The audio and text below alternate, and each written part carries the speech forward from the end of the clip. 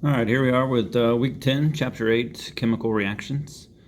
In this chapter, we're going to revisit some of the ideas we saw back in week 1 because we need to know what a chemical change is. So in this chapter, we'll see what recognizes chemical reactions from physical changes specifically. We'll also teach you how to balance chemical equations. We'll show you different reaction types. And then we'll wrap it up by talking about precipitates and spectator ions. So if we go back to chapter 1, week 1, we would think physical chemical changes. So this chapter is chemical reactions. So one of the things we'd look for back then is things that are irreversible, at least without another separate chemical reaction. So here's a couple examples of recognizing chemical changes. One would be the production of a gas. Obviously this wouldn't be heating. You could imagine if there was a Bunsen burner or a hot plate underneath the test tube itself causing the bubbles, that would be evaporation, not a chemical change, but a physical change. But if we were just to throw a metal into, say, acid, it could produce hydrogen bubbles, and that's definitely a chemical change because that metal is going to disappear. And we've seen that happen, and we'll see it happen again in several of our experiments. Other decomposition reactions that we'll learn about and see in class can produce oxygen or carbon dioxide gas as well, depending on that decomposition process. And as long as we're watching out for Bunsen burners and heat sources like hot plates, any production of a gas without a heat source, definitely a chemical change. We can also look for the production of insoluble solids. These are called precipitates. Precipitates are what happens in typically double replacement reactions, where you have two things that are water soluble, meaning that they stir into water and disappear, making a transparent solution. But when you mix them together, they turn this new color, whether it be white or yellow. We saw yellow early in the semester. These are precipitates because they're no longer water soluble because they're a new compound that's been formed through a chemical change. Other recognition of chemical changes could be permanent color changes. Oftentimes, if you have a permanent color change, it's something like corrosion or oxidation. It could disappear altogether. So you have this golden liquid you add with oxygen and you get carbon dioxide gas, water vapor out, as what happens with gasoline. You have that kind of grayish green mixture of rocks and sand and cement that make gray concrete in the end. So all those ideas, having a yellow wood burn into gray ash, those are permanent color changes that cannot go backwards. A very famous example is the Statue of Liberty. Back in 1886, it was golden yellow because it was made of copper. Now it looks like it's made of, concrete, but it's really just oxidized copper. Now it's got that greenish kind of hue. Another easy way to recognize chemical changes would be observing energy, either the creation or the, absorption of energy. If something produces a lot of heat and light, like hand warmers or hot packs or, say, fireworks, those are what we would call exothermic because energy is exiting the reaction. Something that can be felt, something that can be seen. The reverse of this process would be an endothermic reaction where energy is being brought in to the reaction. So that absorption of heat gets very cold. And this is what happens in things like photosynthesis and so forth.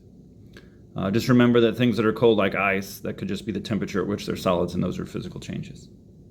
But if you mix things together and they produce a cold sensation without, a freezer, that's a great example of a chemical change. Some of the prettiest of chemical changes we've seen in class, we burnt some wood sticks and produced all these colors before. All of those were combustion processes using oxygen to and some heat to excite these metals to produce their, atomic fingerprints that we can see.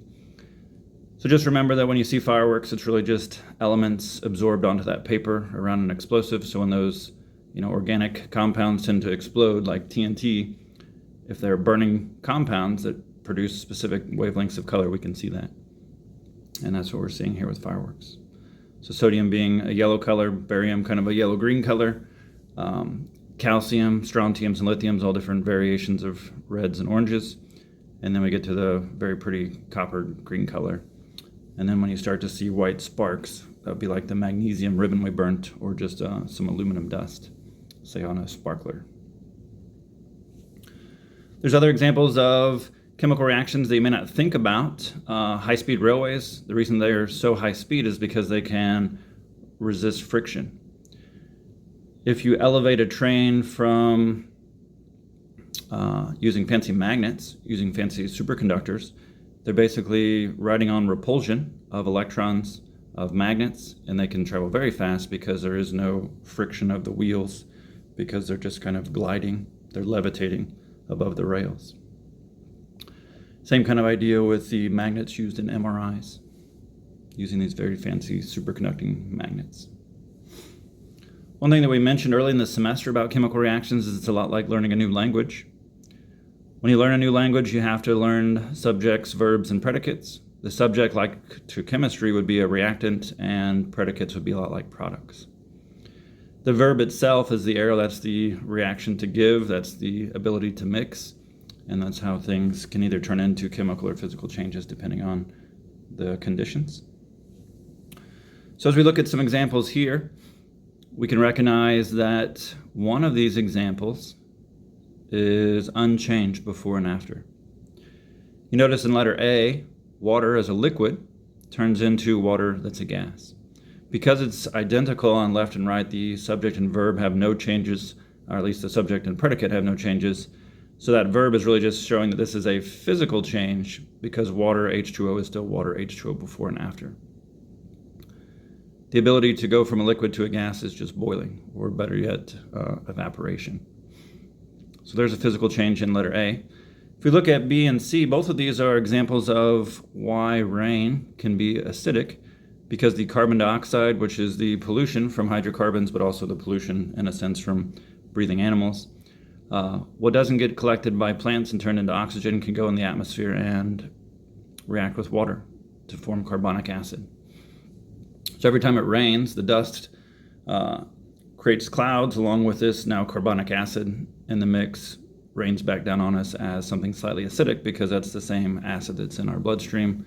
Carbon dioxide floating around with water in our bloodstream makes carbonic acid our buffering system. But also now rains down on the plants because it's now slightly acidic. So this is why farmers have to fertilize, add some base every year, add some lime every year to fight back on all this rainfall. Sulfur dioxide is even worse. This comes from, sulfur-based petroleum products like diesel. So a lot of 18-wheelers and a lot of coal-burning plants are going to produce a lot of SO2. And when they react with water, they make H2SO4, which is battery acid. This battery acid being much stronger than carbonic acid. We'll talk about that in our chapter coming up next week. But the ability to make acids that dissolve into water that, react with water in this case, makes them completely different than the gas molecules they were before, making both B and C chemical reactions. So A, just a physical change because it's what we call evaporation or vaporization, either way. B and C, both chemical reactions because they're different after the arrow. The predicate is different than those two subjects beforehand, both of which, though, are leading causes of acid rain. Specifically, acid rain is named after the polluted rain, which is from the SO2 and the NO2 kinds of gas molecules. As we start looking at chemical reactions, we have to watch out for a few things. We saw this back in the Lewis dot structure chapter, that hydrogen uses its one valence electron to make hydrogen gas. Nitrogen, oxygen go through triple and double bonds respectively to make their gases, and halogens, both fluorine and chlorine, can make their gases by sharing their 7 valence electrons each, and then bromine and iodine can become a liquid and solid respectively, sharing their 7 being a halogen. So when they start to say molecules of hydrogen or nitrogen or oxygen or any of these halogens, what they really mean is H2 or N2. If they say oxygen, they mean O2 because O doesn't exist by itself. If they say bromine liquid, they mean Br2 because Br doesn't exist by itself. So there's some elements that just don't exist on their own, and these are those. So just be mindful that when you start to see these, watch out for them, because when we start to balance equations in a separate video, we're going to have to take for granted that there's 2 atoms, not just 1, in those reactions.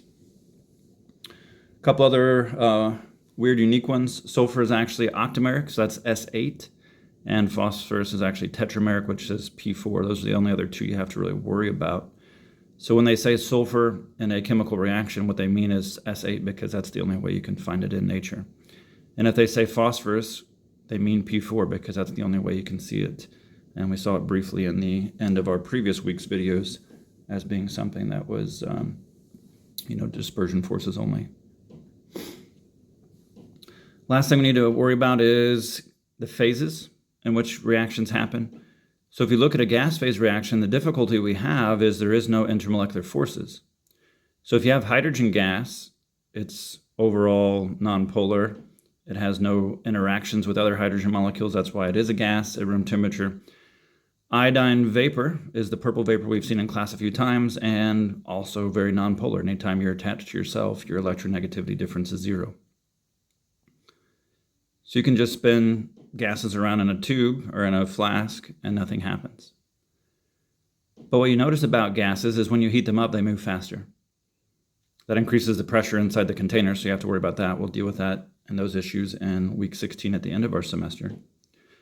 But suffice it to say, the exact same thing happens for your car and gasoline. Gasoline has oxygen in the tank, yet it doesn't explode. But if you put gasoline in a very heated system, in this case, a metal engine, and then add a spark, now finally it can react. So only by that intense heat, that intense pressure, and the spark can gasoline actually be dangerous in a sense. Gasoline doesn't catch on fire on its own because there's plenty of oxygen around that it could have a combustion process with. So anytime you have vapors or anytime you have gases, just remember that when they're both gases, you're going to make gas-like products in most cases, and in that situation, it's going to require high heat. Because of no intermolecular forces, there's no attraction between these molecules to want to change electrons because they're all moving in very fast random directions. So only with high heat can we actually get a reaction. So under high heat, they can slam together, just like crashing into a brick wall. And when they do, they can realize, hey, we can share electrons just like we were, but now separately, and still have an octet, or for hydrogen, a duet of electrons. So gas phase reactions take a little motivation in order to get going in most cases. So when we come back in another separate video, we're going to show you how to look at chemical reactions and how to balance them. So we'll catch you then.